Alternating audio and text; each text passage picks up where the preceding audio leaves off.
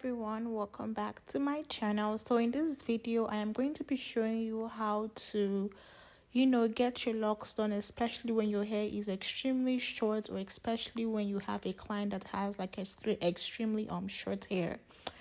So one way to do this is by braiding your client's hair with some extension, right?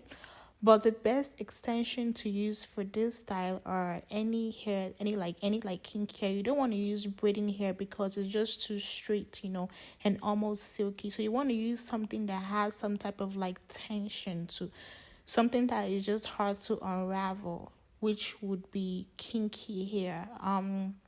Usually I'll use a spring tooth hair, but spring tooth hair is also kinky, but it's not really like frizzy, or it's not really as spongy as this one. This one just helps to hold it. Like, even sometimes when I start braiding it, I don't even think I'll be able to grip it, but before you know, it's like it's just hanging in there. And I am posting this video a week after my clients left my chair, and so far so good. I haven't had any complaints about it falling off. So far so good. So at least now we know that it can last for at least 1 week until anything changes, and I'm going to say something about it. But the negative part of this style is that it may actually hurt really bad. Again, that's because of your stylist is trying to braid it really, really tight so they can grip your natural hair, so that when they start wrapping, it's not going to unravel, days after, or even while they're wrapping it. So they kind of have to grip very, very tight. So if you're tender-headed, I would not advise you to get something like this done. And even if you must, try to make it really, really small and nothing like thick, which is the reason why I am braiding my clients' hair very, very small. Instead of doing the regular size, I'm doing the small size basically. So that would take longer time. And this actually only took us, I think, about 7 hours. So it's not really, really terrible, but I'm just giving you guys a heads up on how things can go.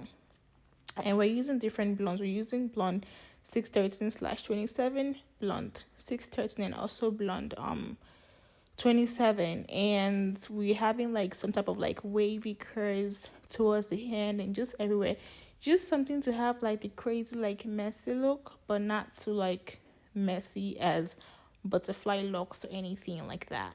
I do have the link to the wristband that you can see me holding right now in my description box, which is good to store your edge control on, so you don't have to keep going back to the container. I also have the link to the edge control in my description box, and also I have the link to the comb as well. As you can see, when I'm braiding my client hair, because of her hair is short, you don't want to braid with something too heavy, which is the reason why I took a strand of the kinky hair, Marley hair, Jamaican to say any kinky that you can find, and I divided one piece into 3.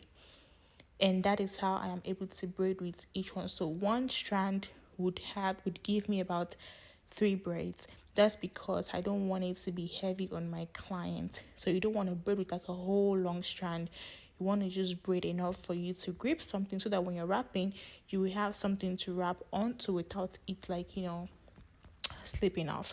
So now I am done braiding my client hair, and I'm going to go ahead and count it, and just to have a number of how many I have. And I do believe I had about 70 or 60, I'm not really sure, between 60 to 70 counts of locks. That was what I had for this style. And I used a mixture of the spring twist hair, again, mixture of spring twist hair, Jamaican twist, and I do have the link to all the hair that I use for this particular tutorial. Usually I do butterfly locks, and I strictly use spring twist hair for that one, but this one was a bit different. I used different hair textures for this particular look, and I used again Jamaican twist hair. I used some spring twist hair, as well as some other hair that I picked up from the beauty supply, but I only used 2 packs of that one, so I don't think it had as much effect. I'll just say the main focus is just using the spring twist hair and the kinky hair basically.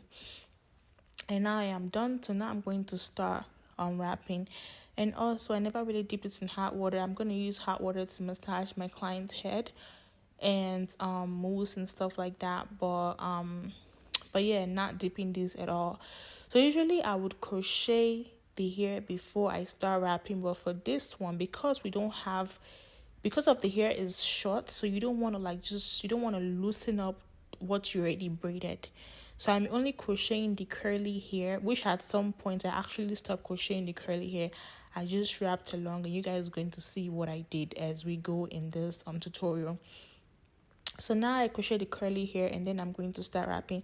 I did that because we did want the hair ends curly. That's the reason why I crocheted it. As you can see, I'm holding different mixture of it. I'm holding the kinky hair and also the sprinkless hair. If you can see clearly, there are two textures that I'm going to be wrapping with. And while I'm wrapping, I would wrap very, very freestyle-ish. I'm not wrapping too tight. I'm not wrapping too slow. I will sometimes pinch to take some hair out, as you just saw me do right now. Or I will just use my thumb to take it out.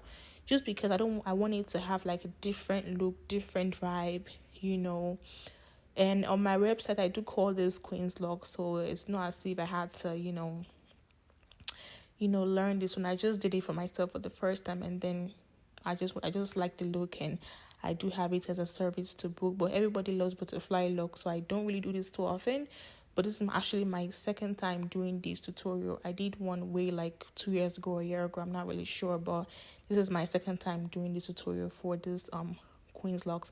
But I just call them distress locks just because of their distress. But for some reason, I just use different hair textures for this style. And for this one, at some point, I was burning the ends because it was just hard to seal the ends.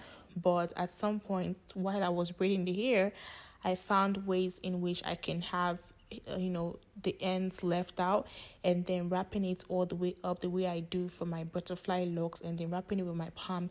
And that way, it doesn't unravel, and it's even nicer and more natural that way. I can't wait for the pain to, I can't wait for my client to stop feeling the pain, so she can really enjoy her hair, because I really do love this look. So it was really, really pretty. But as soon as the pain is gone, she's going to love it so much. For now, it's a bit painful, and I totally understand that. And she also understands that as well. Again, if you have short hair, expect some type of pain, okay? If you don't want to expect pain, just wait for your hair a little bit longer and stuff like that. But just tell your stylist to make it loose, but at the same time be open to it not lasting as long if your hair is like extremely short. I don't know if I left any information, but I think I've mentioned important information, which is the hair that I used. As for the packs, I don't really know, but I know I used a total of 4 packs of sprinkless hair, or 5 packs, so like 1 pack of each colors. And for the Jamaican twist hair, I used each 2 packs of each colors as well. So yes, it was pretty lightweight as well. It was just full and just tension. That's about it. If you have any questions, feel free to ask me, and till then, I'll be seeing you guys in my next video. I know this locks is a little bit confusing, but it's just what I did, and I'm just showing you guys what I did. Basically, I'm still learning myself, and yeah, I'll be seeing you guys in my next video. Thank you.